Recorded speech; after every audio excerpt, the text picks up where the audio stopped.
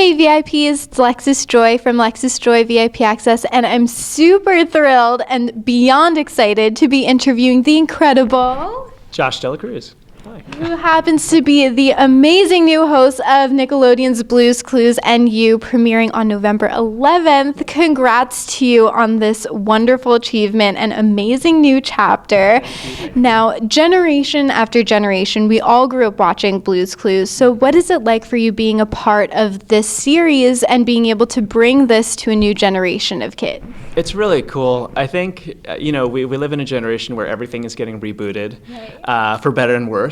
But with our show, it's coming at the right time because parents that have kids now watch the show or watch the show with their siblings growing up. So now there's this co-viewing taken to a whole new level because it's not just a show that they're watching with their kid. It's a show that they're sharing with their kid, kind of like a piece of their childhood. And so it's just a stronger relationship in the room and on screen. So it's really cool. I'm super honored. And I mean, it's Blue's Clues. I watched it with my little sister, and it's amazing. Never in a million years did I ever think I'd be the new host.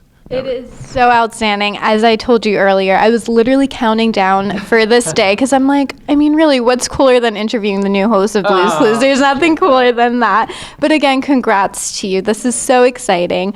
Now, Blue's Clues and You will feature both new and iconic elements from the show, including the return of the thinking chair. So what are some other elements that fans can look forward to in this new show? I'm really excited for everyone to get to know the Notebook phone, because it just kind of opens up a whole realm of possibilities. Not only do we get email, but now we get voice, phone calls, video calls, and we never lose that nostalgia and the tactile benefits of drawing clues. So that's really cool that we get to do that. Blue is so cute now. She is so cute. She's 3D animated. She's fluffy. She's furry.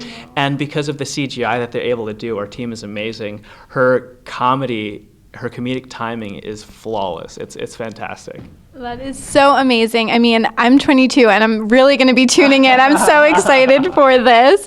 Now, you also got to work with the previous Blue's Clues hosts. We have Steve Burns and Donovan Patton on the series premiere. So what was that like for you?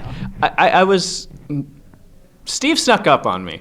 So Steve was at my audition, my screen test, and I didn't know he was there. And the director gave me notes, and then he was like, "Oh yeah, Steve, do you have anything?" And there was a lot of masking and curtains up for lighting and for sound purposes, and I knew people were back there. I just didn't know who was back there. And emerging from the drapes is Steve Burns, and it didn't really click. When he said, "Steve, do you have any notes?" I was like, "Oh, okay, cool." And then I saw his face, and I was like, Steve, oh my God. And I was taken aback, but as soon as he opened his mouth, he has a way of empowering whoever he's speaking to, just like he is on the show. And he's been amazing in giving me advice and really making sure, be yourself, you belong here. And Donovan is no different. We all get along really, really well. We love the same movies. We have similar types of humor, and we've turned into like a little family unit, which is really, really cool. Like crazy. I mean, come on, that's nuts. I love that. That is so beautiful. When I saw like the sneak peek of it, I was fangirling. So I can't wait to see all of these episodes. Now, speaking of advice, did you get any sort of advice or learn anything from the previous hosts that really impacted you as you prepared for this new show? Yeah, the big thing that Steve and Donovan told me was that when you're talking into the camera, you're not just asking the home viewer, you're not just asking the kid a question because, since you're here, I'm asking you because you are the expert in everything that I'm talking about. So if we're talking about skateboarding, I'm talking to Tony Hawk as a kid. So it's really, really helpful to personalize that. Because it's true. It's a show about empowering a kid to think and to be confident in their opinions and to learn and to make mistakes. So it's amazing. That is incredible. Now, if you could draw 3 symbols in your handy-dandy notebook to describe Blue's Clues and you, what 3 symbols would they be? Ooh, all right. I would do a heart. Yeah. I would do a heart. I would do, a paw print. And then I would do a family, and it wouldn't have to be specific at all, because it's the show is based on a personal relationship, whether that be on screen or the people that you're watching with or the friends that you're reminiscing the show with. It's that family unit where you're connecting to people. So that is so amazing. Now, also, I know you have a background in Broadway. Yeah. So can you tell us what it was like for you incorporating that into all of the songs in the show, as well as the opening theme song, too? Oh my gosh. So we have a lot of amazing creative people on the show. And the writer of our theme song, Peter Zizzo, he has written so many amazing songs, not just for this show. So when we heard the opener, I couldn't believe it. I was like, this is bumping. And our choreographer for the opening number, Amy Wright, she's amazing as well. And it was a really awesome collaborative effort, because they knew my background and they knew the way that I moved. So choreographing and writing in a way that would highlight my strengths of a performer, especially on Broadway, which was really cool. So it was a really collaborative effort. I'm really excited for everyone to see our show and to get to know this and get to hear this music. P.T. Walkley, who's writing our music for our show, it's amazing. That is so outstanding. Again, I can't say this enough. I am so excited for this. I know we all are. Now, do you have a favorite part from working on the show? Ooh, favorite part. When it gets down to it, I would say the people.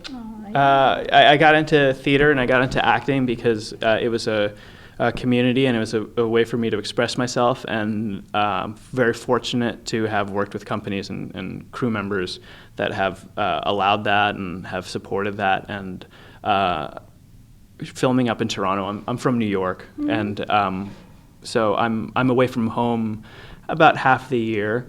So it's really important to have a really supportive team, and the people up in Toronto are just amazingly talented people, and so generous with their information, and I ask them questions all the time, but they're also such a blast to work with. So we have our own family unit up there, and go to work every day to work on this show and to work with these people. It's the best. That is so beautiful. Now, we're going to move on to a very exciting challenge. Now, I'm going to give you a few clues, and you have to guess which Nickelodeon character I'm talking about. Now, it could be characters from Blue's Clues, but it could also be from any other Nickelodeon show. Are you ready? Yeah. Okay, first one, I'm going to give this a little easy one. Okay. She's a female puppy who loves to draw. Okay. Owner is Miranda. Okay. And best friends with Blue. Best friends with Blue.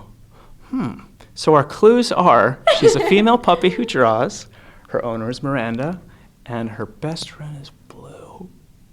Is it Magenta? Yes!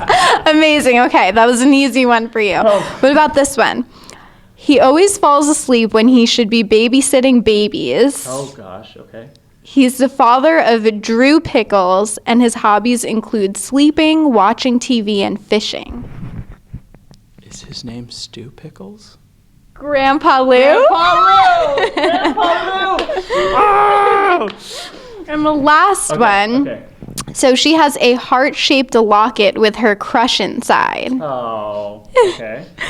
She's an arch rival who later becomes a girlfriend, and she wears a pink dress and pigtails.